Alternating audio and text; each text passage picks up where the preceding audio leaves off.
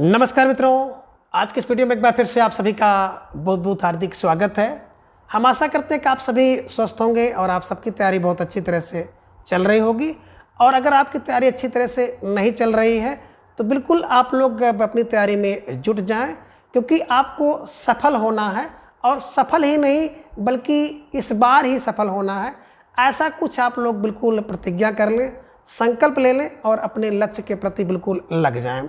मित्रों देखिए, सफल व्यक्ति वही होता है, अगर हमारी तरह से माना जाए तो सफल व्यक्ति तो सबसे पहले वही व्यक्ति है जो अपना काम ठीक समय पर शुरू करता है। अब ये ठीक समय आप सभी लोगों के लिए है कि आपको बिल्कुल इस समय क्या करना है, जितना कुछ भी आप पढ़े हैं बिल्कुल उसको रिवीजन करें। दूसरी चीज़ क्या है, एक ठीक समय निकाल करके आपको प्रैक्टिस भी करना है। तो पहली चीज़ क्या हो गई कि आपको खूब अधिक से अधिक रिवीजन करना है। दूसरा क्या करना है कि आपको जितने भी टॉपिक हैं उस टॉपिक से संबंधित आप प्रैक्टिस लगाइए, या फिर आपका जो टीजीटी पीजीटी का एग्ज़ाम है उससे संबंधित जो प्रश्न आपकी परीक्षा में 125 प्रश्न पूछे जाते हैं उससे संबंधित प्रैक्टिस जरूर करिए। तीसरी बात क्या है कि आपको किसी ना किसी गुरु की बात को माननी होगी, चाहे आपके कोचिंग के हों, चाहे कोई यूट्यूब हो जिससे आप पढ़ रहे हो, उनकी बात को आपको बिल्कुल अक्षर से मानना होगा।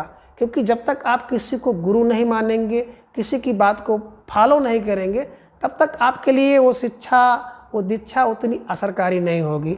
यानी कि किसी भी व्यक्ति का, किसी भी टीचर्स का जो बात है उसको मानिए, उसको फॉलो करिए। कम से कम उनके द्वारा जो कहा जाता है कि भैया अभ्यास में लग जाओ, 5 बार पढ़ो या 10 बार पढ़ो, अगर उन्होंने कह दिया तो उसको आप फॉलो करो। और कोचिंग का यही मूल मंत्र है। मैंने देखा जितनी भी बच्चे जो कोचिंग में पढ़ रहे हैं, किसी भी कोचिंग में पढ़ रहे हो, सारी कोचिंग अच्छी होती है, कोई भी कोचिंग खराब नहीं है।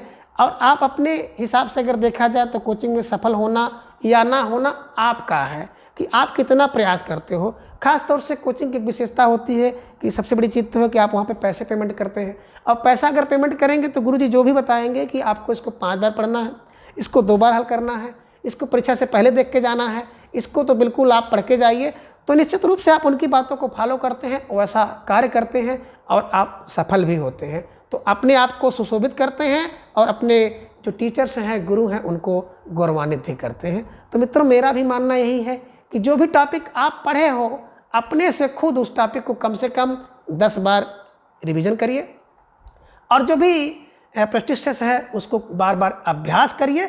जो टॉपिक आपको कमज़ोर दिख रहा है कि इसकी तैयारी भी सही नहीं हो पा रही है, उसको अलग कर लीजिए, उसकी अलग नोट्स बनाइए, ट्रिक बनाइए, दिमाग में बैठाइए।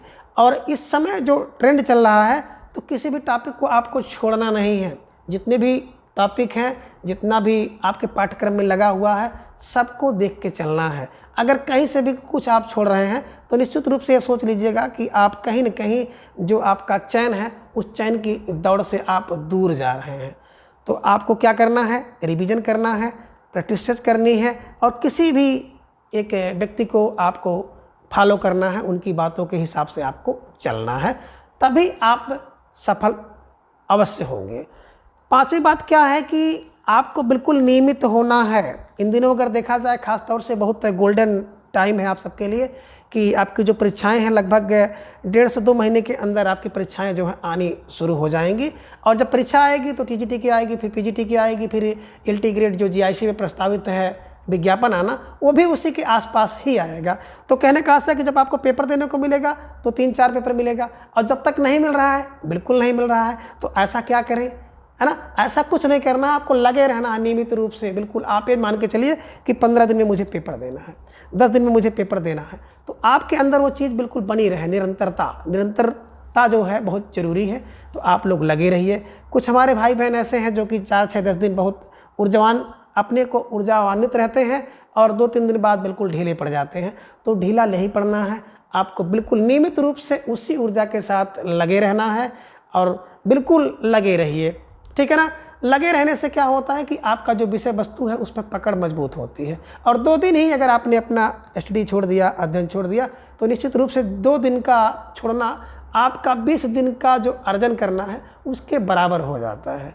और एक बात और यहाँ पर है कि इस समय जो है शुभ लगन का मुहूर्त चल रहा है, तो ढेर सारे भाई बहन मित्र का खुद की जो है शादियाँ होंगी, खुद की नहीं है तो मित्र यार दोस्तों की शादियाँ होंगी, तो उसमें कम से कम समय आप लोग खर्च करें। जितना कम समय खर्च करेंगे उतना आपके लिए असरकारी होगा। तो इसको भी आप लोग ध्यान में रखिए। और थोड़ा सा हम भी कहेंगे कि आप लोगों को मेरे द्वारा भी विगत 2-3 महीने के अंदर खूब सारा मैटर अपलोड किया जा चुका है, तो समय निकाल करके उसे भी आप लोग बिल्कुल देखिए।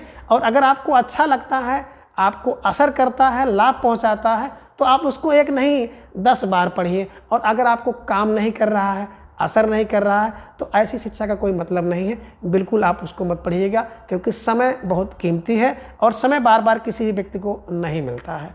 किसी भी माध्यम से आप हमसे जुड़ गए, अच्छी बात है, लेकिन आपका जुड़ना आपको लाभ पहुंचना चाहिए। अगर आपको लाभ नहीं पहुंच रहा है तो ऐसे जुड़ने से कोई मतलब नहीं है। तो इसका भी आपको ध्यान रखना है कि जो आपका समय है, समय को आपको खर्च नहीं करना है। हाँ, ये भी आप डिसाइड कर लीजिएगा कि अगर देखा जाए तो आई थिंक जो है किताब सबसे बड़ी मित्र है। तो सबसे पहले तो आपको किताब पढ़ना सीखना चाहिए कि किताब कैसे पढ़ी जाती है। और मित्रों, मैं अपने मुंह से नहीं कह रहा हूँ, आप खुद जाकर के मेरे चैनल पर विजिट करेंगे तो आपको पता चल जाएगा कि किताब किस तरह से पढ़ी जाती है। बिल्कुल मैंने आपको यही बताया है, किताब किस तरह से पढ़ें, कैसे उसे दिमाग में बैठाएं। चाहे आप हिंदी साहित्य के इतिहास का पहला टॉपिक अगर आप ओपन करेंगे तो हिंदी साहित्य के इतिहास लेखन परंपरा, अब जाके देखिए कि मैंने कैसे आपको बताया किसी से दिमाग में बैठाते हैं, कैसे किताब को पढ़ते हैं। रट्टा मारने से नहीं कुछ होता है, उसको बैठाने से होता है। तो उसे देख लीजिएगा। नामकरण को आप देख लीजिएगा, किस विद्वान ने कौन सा नाम दिया है, उसे भी देख सकते हैं। काल विभाजन को आप जाकर देख सकते हैं। हिंदी के प्रथम जो लेखक कवि इनको हैं, उनको भी देखिए। इवन जितने भी अवार्ड हैं, पुरस्कार हैं और पुरस्कार प्राप्त जितने भी साहित्यकार रचनाकार हैं, उनको भी मैंने बताया है कि आप कैसे इनको दिमाग में रखते हैं। तो सबसे बड़ी चीज़ तो है आपको पुस्तक पढ़ना आना चाहिए कि पुस्तक कैसे पढ़ें, कैसे उसको आत्मसात करें। ठीक है ना। तो पुस्तक कैसे पढ़ें, कैसे उसको आत्मसात करें, उसे बिल्कुल अगर आपको आत्मसात करना है तो चैनल की प्लेलिस्ट पे जाइए। टीजीटी पीजीटी की प्लेलिस्ट है, उसको खोल लीजिए, वहाँ पर देखिए। अगर आपको लगता है कि हाँ लाभ पहुँच रहा है तो बिल्कुल उसका 2-3 खुराक बना कर लीजिए। तब तक लीजिए जब तक आपका पेपर ना हो जाए। और पेपर होने के बाद कोई उसका मतलब नहीं है, कोई उसका कार्य नहीं है। आपका काम है अपने लक्ष्य को प्राप्त करना और अपने परिवार और समाज के लिए बहुत उपयोगी बनना है। अगर आप उपयोगी बन गए तो आपका हर जगह नाम है, हर जगह सम्मान है। नहीं बन पाए तो आपका जो समाज में कोई स्थान नहीं है। बिल्कुल सत्य बात है, मैंने भी इसको झेला है, देखा भी है, बहुत करीबी से देखा है। अपने भी पराये हो जाते हैं। ठीक है ना। तो इसको ध्यान में रखना है। इसके अलावा ये भी आपको देखना है कि बहुत ज़्यादा आपको भटकने की ज़रूरत नहीं है कि आप 20 यूट्यूब चैनल खोलिए और सारे चैनल पर भागिए। इनकी वीडियो, उनकी वीडियो, ऐसी वीडियो, वैसी वीडियो, ढेर सारे ज्ञान बांटने वाले यूट्यूब पे आपको मिल जाएंगे। कुछ उसमें अच्छे भी हैं और कुछ उसमें केवल ज्ञान बांट रहे हैं। तो सारी चीज़ों को आपको देखना है कि ज्ञान हमको लेना है कि हमको सिलेक्शन लेना है ना। और तीसरी चीज़ है भाई, जो बच्चे, जो भाई बहन हमारे मित्र जो हैं पैसा खर्च किए हैं तो उनको भी अपने पैसे का वसूल करना है। आप जहाँ भी जिस भी कोचिंग में, संस्थान में जुड़े हुए हैं उसको वसूल करना है। बिल्कुल एकदम जो भी मटेरियल मेटल आपको उपलब्ध कराए जा रहे हैं उस पर 100% विश्वास करिए। वही आपके लिए कारगर है, असरकारी है, आपको सिलेक्शन दिलाएगा। और जो भाई बहन कहीं नहीं जुड़ पाए हैं वो हमसे ज़रूर जुड़े, क्योंकि हम भी उनकी नैया को पार कराएंगे बिल्कुल मजबूती से। मैं जो कहता हूँ उसे करता हूँ। अब तक जितना मैंने कहा उतना किया है। आगे भी कुछ कमियां हम में हैं, आप लोग अवगत कराइए, उसको दूर करने का प्रयास करेंगे। धीरे धीरे जो क्वालिटी वगैरह है उसको भी सुधारने का प्रयास करेंगे और थोड़ा सा हम भी नियमित हो जाएंगे। आप सबके लिए बिल्कुल एकदम खड़े रहेंगे। जब तक आपका सिलेक्शन नहीं तब तक हमको चैन नहीं। तो कहते हैं ना, जब तक चैन नहीं तब तक चैन नहीं। तो इस फार्मूले को आप लोग अपने में फॉलो करिए, मैं भी इसे अपने में फॉलो करूंगा। और आशा करते हैं कि हम लोग बिल्कुल आने वाले दिनों में बिल्कुल दिन दूनी रात चौगनी क्या करेंगे, अभ्यास करेंगे, परिश्रम करेंगे और अबकी वाली जो परीक्षा है उस परीक्षा में अपना परचम लहराने का काम करेंगे। तो हम चाहते हैं कि हमारे इस चैनल से, इस परिवार से जुड़े जितने भी भाई बहन मित्र हैं वो एकदम बिल्कुल सीरियसली लग जाएं, जुट जाएं। और मैं देख भी रहा हूँ कुछ हमारे भाई बहन मित्र ऐसे हैं जो कि बिल्कुल नियमित रूप से जुड़े हुए हैं, लगे हुए हैं। और सही बता दूँ दिल की बात, तो मेरे पास बहुत टाइम नहीं बचता है लेकिन जो भाई बहन मित्र लगातार जुड़े हुए हैं उनके लिए मुझे करना पड़ता है और उनके लिए मैं करूँगा।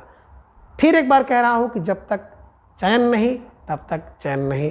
तो मित्रों, बस इन्हीं सब शब्दों के साथ अपनी गाड़ी को थोड़ा सा विराम देंगे और हम ये चाहेंगे कि आप लोग अपने लक्ष्य के प्रति लग जाइए। और कौन कौन मेरे भाई बहन लग चुके हैं, प्लीज़ कमेंट बॉक्स में आप लोग ज़रूर अपनी राय दर्ज करें कि सर मेरी तैयारी अच्छी चल रही है, या सर मेरी तैयारी अभी नहीं स्टार्ट हुई है, स्टार्ट करने वाला हूँ, सोचने वाला हूँ। अगर किसी भी किताब की आपको आवश्यकता है कि कौन सी किताब पढ़ें, कितना पढ़ें, तो बिल्कुल ये भी आप कमेंट बॉक्स में कर सकते हैं कि 13 वर्षों का अनुभव मेरा है, तो उसको मैं आप लोगों से साझा कर सकता हूँ। तो चलिए आज की इस वीडियो में बस इतना।